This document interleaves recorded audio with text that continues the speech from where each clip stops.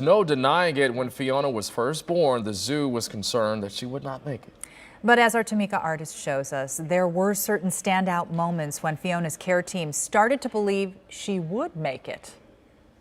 Fiona began to show small signs of progress, but the goal toward independence seemed a far cry in those early days, caregivers readjusting their schedules to care for her 24/7.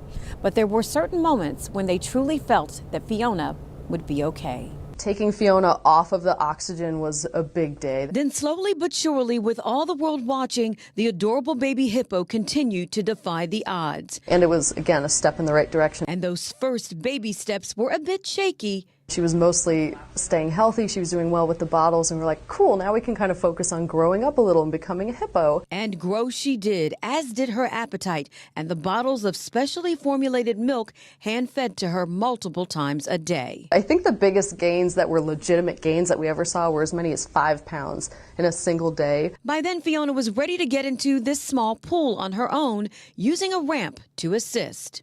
She's smart. She figured it out right away. And we were relieved, too, because then it meant, nobody was going to be blowing their back out trying to lift Fiona anymore. That was one of those moments that was like such a little mini triumph, and it was such a small thing, but for her, it was a big deal. Big swim. And there would be many more triumphs throughout her tenuous beginnings.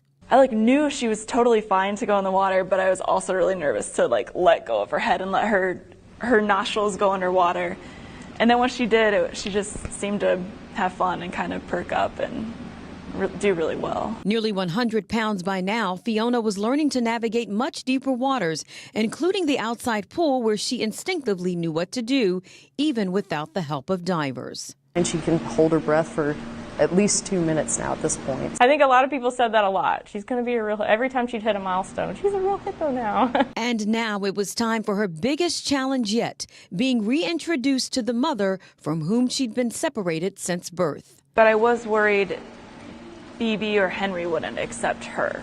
That was the scariest day of my life. And once again, the baby hippo proved to be quite the charmer, bonding with BB almost immediately. And like any protective parent, Mom slowly guided Fiona through the much larger outdoor exhibit, carefully monitoring her every move. Once BB saw that Fiona could navigate the water on her own, she backed off. But with Henry, it was a much different story. The 4,000-pound pachyderm didn't take to Fiona right away.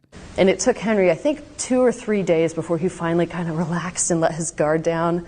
And he even spent one day 10 minutes with his mouth wide open, letting Fiona investigate. And finally, everyone at the zoo breathed a collective sigh of relief. That was one of the best days, because I was like, okay, not only are they okay together, they seem like they could be happy together. And they were finally a family.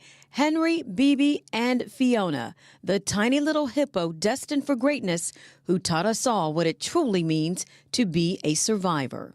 At the end of the day, that's all we ever wanted, was for her to have happy, healthy, normal life with other hippos. And that was Tamika Artist reporting. This was just one story in our hour-long special called Fiona, the Story So Far. You can watch the entire special on our Facebook page, WCPO.com, the WCPO app, Roku, and YouTube.